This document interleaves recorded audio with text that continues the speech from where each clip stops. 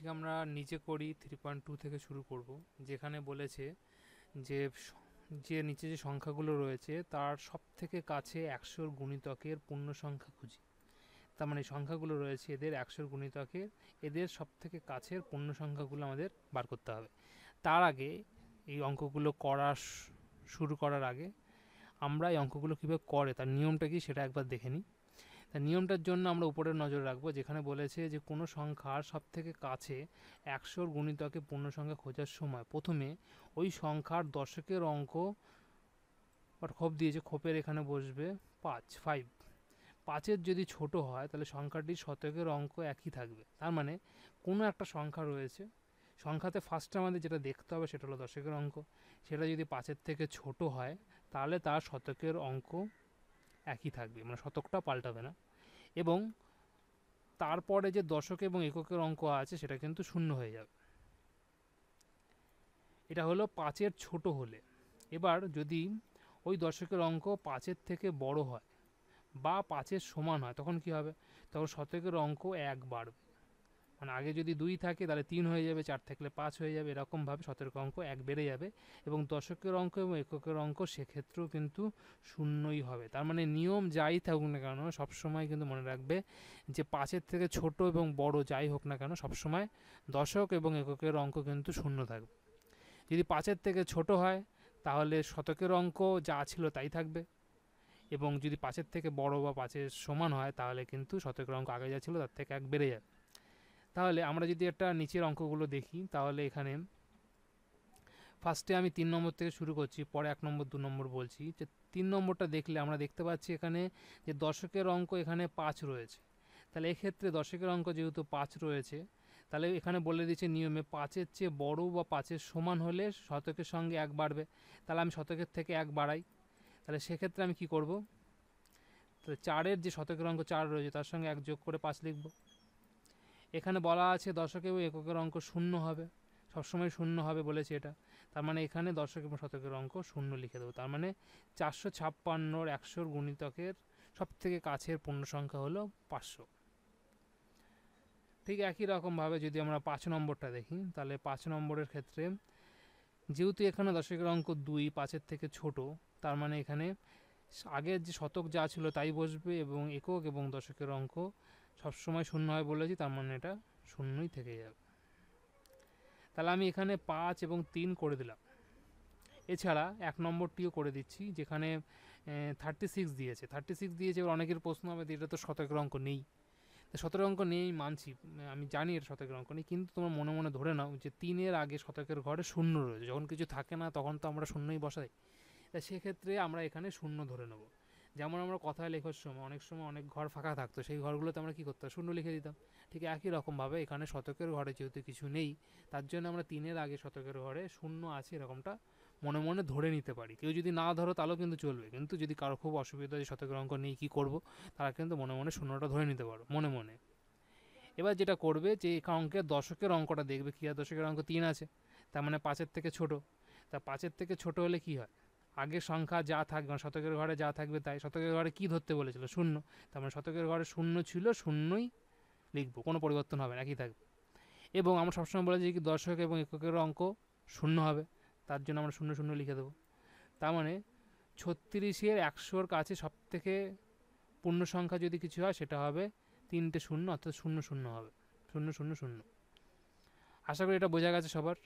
এবং বাকি যেটা রইল 2-এর দাগ এবং 4-এর দাগ, এই দুটো হচ্ছে তোমাদের হোমওয়ার্কে থাকবে। 2 এবং 4 এগুলো করে আমাকে হোয়াটসঅ্যাপে পাঠিয়ে দেবে। এগুলো দেখে যার যদি ভুল ত্রুটি কারো হয় সেগুলো আমি বলে দেবো। কিন্তু প্রত্যেকেই আগে অঙ্কটা যেটা একটুখানি বললাম সেটুখানি ভালো করে দেখবে। কারো যদি কোনো জায়গায় কঠিন মনে হয়, কোনো জায়গায় বুঝতে অসুবিধা হয়, তো ভিডিওটাকে আবার পেছনে নিয়ে গিয়ে আবার দেখবে, আবার বুঝতে না পারলে আবার দেখবেন, বারবার কয়েকবার দেখবে। তারপরে যদি কারো কোনো সমস্যা থাকে আমাকে ফোন করতে পারো, হোয়াটসঅ্যাপে লিখতে পারো, বা আমাকে ভিডিওর কমেন্টসেও লিখে জানাতে পারো। তবে এখানে একটা জিনিস বলে দেওয়া দরকার, অনেকে কিন্তু ওই 3টে শূন্যর বদলে একটা শূন্য লেখে, তো সেটাও কিন্তু উত্তর ঠিকই হবে। 3টে শূন্য মানে সেই শূন্যই, তাহলে সেক্ষেত্রে শূন্য লিখতে পারো তোমরা, তাতে কোনো ভুল নেই, এবং সেভাবেও করতে পারো। এবার আমরা নিচে করি 3.3 দেখব, যেখানে বলেছে যে নিচের সংখ্যাগুলোর সব থেকে কাছে হাজারের গুণিতকের পূর্ণ সংখ্যা খুঁজে বার করতে বলেছে। ঠিক আগের যেভাবে করলাম সেইভাবে। আগেরটা যেহেতু শতক ছিল ওর জন্য আমরা দশকের ঘরে দেখতাম, এখানে যেহেতু এটা হাজার তার মানে তার আগের ঘর মানে শতক দেখব। আগে যখন তোমরা দেখেছো তখন যখন আমরা দশের গুণিতকে বার করতে হবো তখন আমরা এককে দেখতাম। তার মানে একটা জিনিস কিন্তু মাথার ভিতরে ভালো করে ঢোকা, এদের মধ্যে কমন ব্যাপারটা কি, আমাদের যেটা বার করতে বলে সবসময় তার আগের ঘরটা দেখতে লাগে, দেখে সেই ঘরটা পাঁচের থেকে বড় না ছোট সেই হিসাবে আমাদের এগিয়ে যেতে হয়। যে ঘরটাতে আমাদের দেখতে পারে যেন হাজারের ঘর, তার মানে হাজারের সংখ্যাটা বাদ দিয়ে বাকি সংখ্যাগুলো মানে একক দশক শতকের সংখ্যাগুলো কিন্তু সবসময় জিরো হবে। যেমনটা আমরা শতকে দেখলাম যে শতক দেখতে দিয়েছে বলে দশকের একক সবসময় শূন্য হচ্ছে, এখানেও কিন্তু সেম। তাহলে এখানেই হলো এই দশের গুণিতক বলো, একশোর গুণিতক বলো, হাজারের গুণিতক বলো, সবার ক্ষেত্রে কিন্তু এই কমন ব্যাপারটা কিন্তু সবার ক্ষেত্রেই আছে। কি কমন ব্যাপার? প্রথম কথা হচ্ছে যেটা বার করতে বলবে সেই ঘরের পরে, মানে যেটা বার করতে বলতে মানে হাজারের বার করতে বলেছে, যেমন এখানে 3.3-তে হাজার বলেছে, 3.2-তে তোমরা দেখেছো যে 100 বলেছিল। তাহলে যে হাজার শতক যা বলবে, ধরো হাজার বললে তার আগের ঘর শতক দেখব, যদি আমাদের শতক সংখ্যা বার করতে বলে 100-তে বার করতে তার মানে তার আগের ঘর দশক দেখব, যদি আমাদের 10-এ বার করতে বলে তাহলে তার আগের ঘর একক দেখব। তাই এইভাবে আমরা ডান দিকের ঘরগুলো দেখব এবং ঘরগুলোতে দেখব যে 5 থেকে সংখ্যাটা ছোট আছে না বড় আছে। ছোট বড় যাই থাকুক না কেন সবসময় যে ঘরটাতে আমরা দেখছি সেই ঘর থেকে, মানে ধরো হাজারের ঘরে শতক থেকে দেখছি মানে শতক থেকে একক পর্যন্ত শূন্য হবে। শতক যখন হচ্ছে 100 যখন বলছে তখন সেই 100-র ঘরটাকে ছেড়ে মানে শতকের ঘরটা ছেড়ে দশক একক শূন্য হবে। আবার যখন 10-এর গুণিতক বার করতে বলেছি তখন সেই দশকটাকে ছেড়ে এককের ঘরগুলো শূন্য হবে। এইভাবে কিন্তু প্রত্যেকটার মধ্যে একটা মিল কিন্তু আমরা খুঁজে পাচ্ছি, যেটা মনে রাখাটা খুব ইম্পর্ট্যান্ট। কেননা ভবিষ্যতে আমরা প্রচুর অঙ্ক করব যেখানে এই ব্যাপারগুলো গুলিয়ে যাবে, মানে সেখানে 10, 100, 1000 সব একসাথে মিলিয়ে দেবে, এরকমই অঙ্ক আছে, এবং সেখানে করতে গিয়ে যাতে এই ব্যাপারটা গুলিয়ে না যায় ওর জন্যই কিন্তু আমি ব্যাপারটা ক্লিয়ার করার জন্য এত কিছু বলছি। কার যা বললাম কারো যদি বুঝতে অসুবিধা থাকে ভিডিওটাকে রিভাইন্ড করবে, করে আরেকবার শুনবে ভালো করে কি বলতে চাওয়া হচ্ছে, তাহলেই ব্যাপারটা বুঝতে পারবে। তাহলে এখানে নিয়মটা দেখে নিই অঙ্ক শুরু করার আগে। তা যেখানে বলেছে এখানে যে কোনো সংখ্যা সব থেকে কাছের 1000-এর গুণিতকের পূর্ণ সংখ্যা পেতে হলে ওই সংখ্যার শতকের অঙ্ক 5-এর চেয়ে, আমি একটু আগে বললাম 5 সবসময় হবে 5, 5-এর চেয়ে বড় না সমান সেটা দেখতে হবে। বড় বা সমান হলে হাজারের অঙ্কের সাথে 1 যোগ হবে এবং একক দশক শতকের অঙ্ক শূন্য হয়, জাস্ট 0 হবে।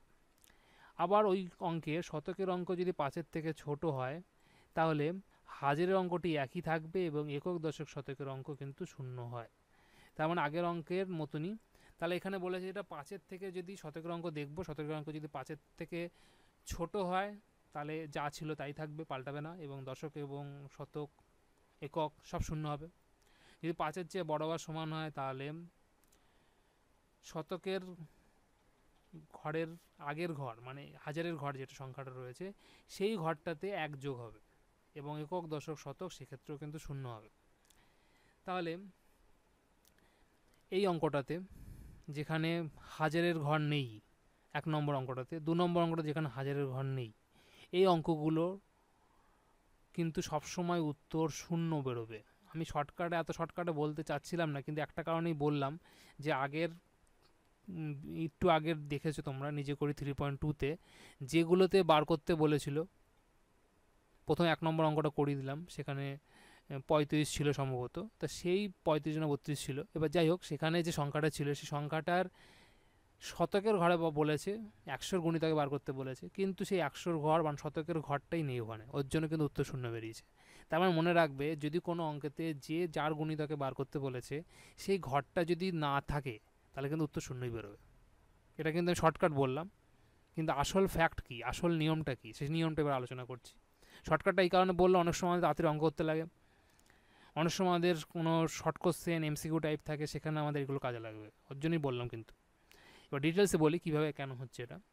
তা ডিটেলসে বলার ক্ষেত্রে যেটা দেখা দরকার যে ফার্স্টে আমরা 98কেই দেখি। 98-এর বলেছে 1000-এর গুণিতক বার করতে, তার মানে আমরা শতকের ঘর দেখব। শতকের ঘর এখানে কিছু নেই বলতে আমি বলেছিলাম ধরে নিতে শূন্য, তা শূন্য আছে মানে 5-এর থেকে ছোট, তাহলে তার আগের ঘর মানে হাজারের ঘরে কোনো পরিবর্তন হবে না। এখানে হাজারের ঘর নেই, তার মানে কী আছে, শূন্য আছে, তাহলে হাজারের ঘরে শূন্য বসলাম। এবার বলেছে যে যাই থাকুক না কেন, পাঁচের ছোট বড় যাই হোক না কেন, সবসময় একক দশক শতক শূন্য হবে। তার মানে এককের শতকের ঘরও শূন্য হবে, দশকের ঘরও শূন্য হবে এবং এককের ঘরও শূন্য হবে। তাহলে চারটে শূন্য না লিখে আমরা কিন্তু একটা শূন্যও লিখতে পারি, যার জন্য আমি বলেছিলাম সরাসরি শর্টকাটে জিরো হবে। ঠিক একই রকমভাবে 21ও কিন্তু জিরো অ্যান্সার হবে।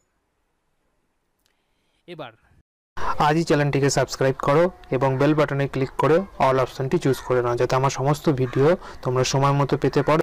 এখানে যে 3 নম্বরে যে অঙ্কটা রয়েছে, 3 নম্বর অঙ্কটার ক্ষেত্রে যেহেতু এখানে শতকের ঘরে 7 রয়েছে, মানে 5-এর থেকে বড় সংখ্যা, তার মানে আগের সংখ্যা, মানে যেখানে কিছু দেখতে পাচ্ছি না মানে জিরো আছে, সেই জায়গাটায় কিন্তু জিরোর সাথে 1 যোগ হয়ে এটা কিন্তু 1 হবে। এবং তার পরের ঘরগুলো যেহেতু সবই জিরো হয়, ওর জন্য এখানে 0 0 লিখে দিতে হবে।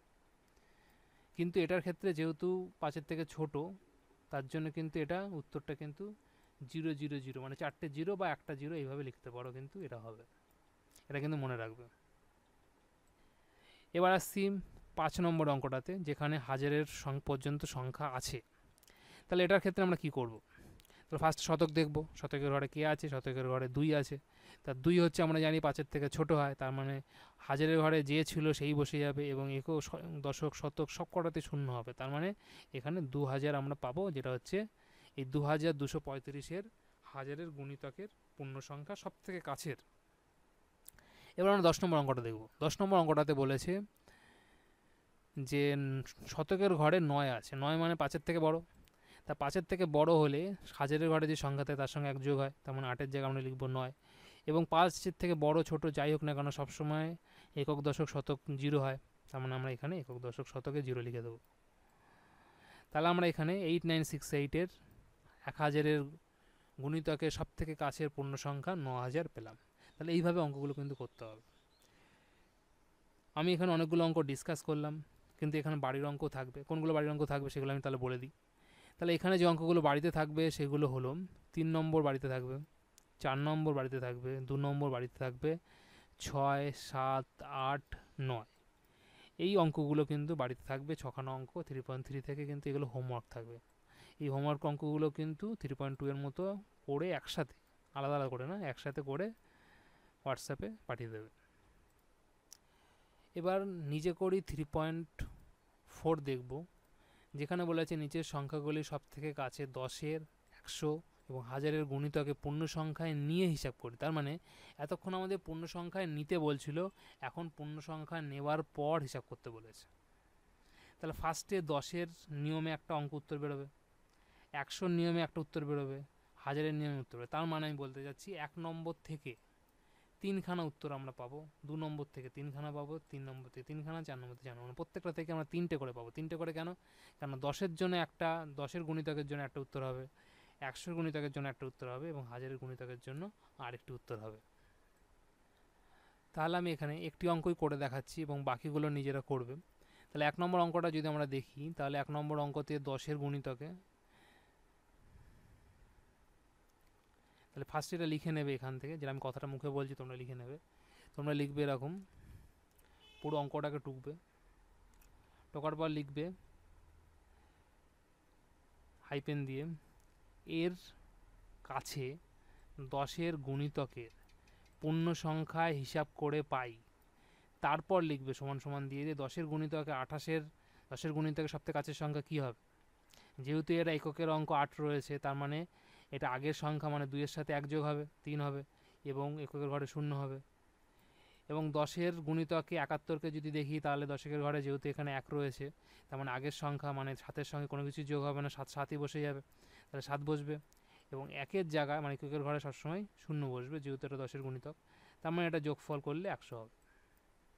হলো, এটা তাহলে 10-এর গুণিতক হলো, একটা উত্তর বেরোলো। এবার যেটা করতে হবে, আবার এই অঙ্কটাকে টুকতে হবে, এই 28 31 অঙ্কটা 28 যোগ 31 টুকে তারপরে হাইপেন দিয়ে লিখতে হবে এর কাছে 100-এর গুণিতকে,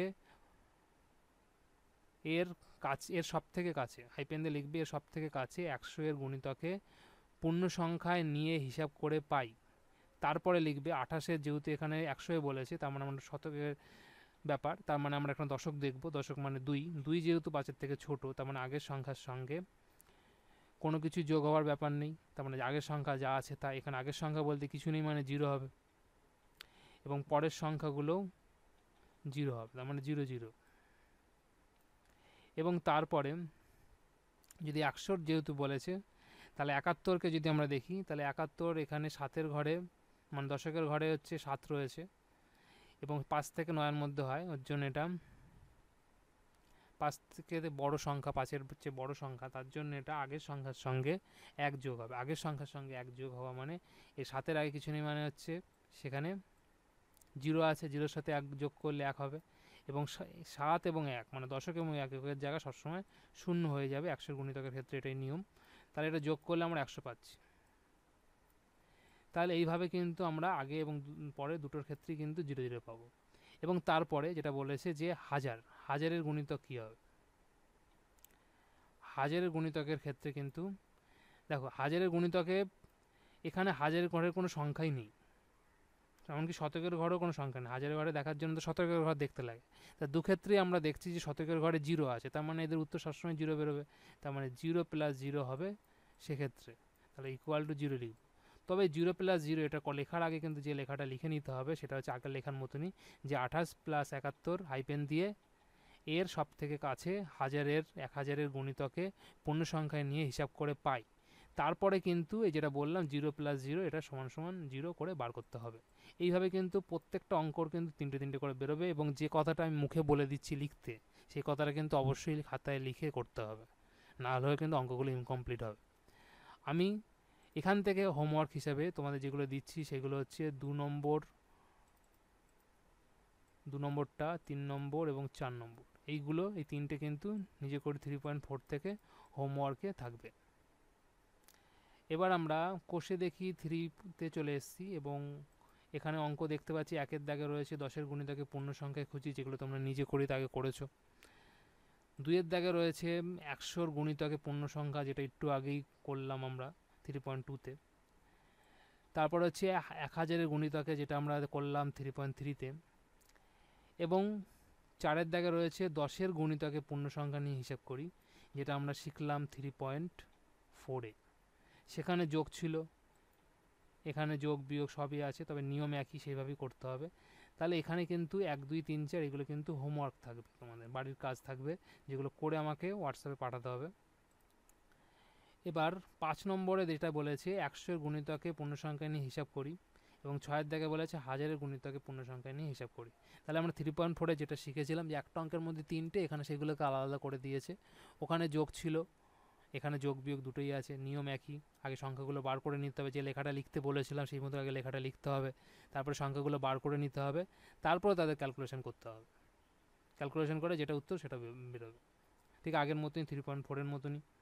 এবং তারপরে যেটা শেষ যেটা রয়েছে এই অবশ্যই এটা যে 7টাও থাকবে তোমাদের বাড়ির হোমওয়ার্কে, মানে 5 6 7ও কিন্তু তোমাদের হোমওয়ার্কে থাকবে, এবং এই অঙ্কগুলোও কিন্তু তোমাদের করে পাঠাতে হবে। তাহলে 7-এর দাগে যেটা বলেছে সেটা একটু আলোচনা করে দিই, তোমাদের সুবিধা হবে। 7-এর দাগে যেটা বলেছে যে 7-এর বাম পাশ এবং ডান পাশ মেলাতে হবে, এই যে যেভাবে এখানে শর্ত দেওয়া রয়েছে সেই অনুযায়ী সংখ্যাগুলো মনে মনে বার করে নিতে হবে, বার করে নিয়ে তারপর বাম দিক ডান দিক মেলাতে হবে। তোমরা একটা কাজ করতে পারো এখানে, যে বাঁ পাশের ধরো সংখ্যা 38-এর সঙ্গে যেটা হবে ধরো 40 হবে, তাহলে 40টাকে এইভাবে পাশে লিখে এইভাবে হোমওয়ার্কটা কমপ্লিট করে আমাকে হোয়াটসঅ্যাপে পাঠাতে পারো। তাহলে আজকের তোমরা এই পর্যন্তই। আজকে আশা করি তোমরা যেটুকখানি ক্লাস হয়েছে সেটা অনেকটাই তোমরা উপকৃত হয়েছো, এবং বাড়িতে যে হোমওয়ার্কগুলো দিলাম সেগুলো অবশ্যই কমপ্লিট করবে এবং সঠিক সময় পৌঁছে দেবে। এবং নিজেরা যদি কোনো জায়গায় বুঝতে অসুবিধা হয় ভিডিওটাকে বারবার দেখবে, রিওয়াইন্ড করে দেখবে, পিছনে নিয়ে গিয়ে দেখবে। তারপরে যদি অসুবিধা হয় ফোন করতে পারো, হোয়াটসঅ্যাপে লিখতে পারো, ভিডিওর কমেন্টসে লিখতে পারো। বারবার বলছি যে কোনো অসুবিধার জন্য আমি আছি, কিন্তু নিজেরা যদি চেষ্টা না করো নিজেদের অসুবিধা কোন জায়গাটা নিজেরাই বুঝতে পারবে না, তো সেটা কিন্তু করো না, মানে ফাঁকিবাজিটা দিও না, মানে নিজেরা কোনো রকমভাবে গাফিলতির জন্য এইগুলোকে এড়িয়ে যেও না, নিজের সিরিয়াসলি করবে এবং সঠিক সময় আমাকে পৌঁছে দেবে, এটাই আশা করব। তা আজকের ক্লাস এই পর্যন্তই। Good bye.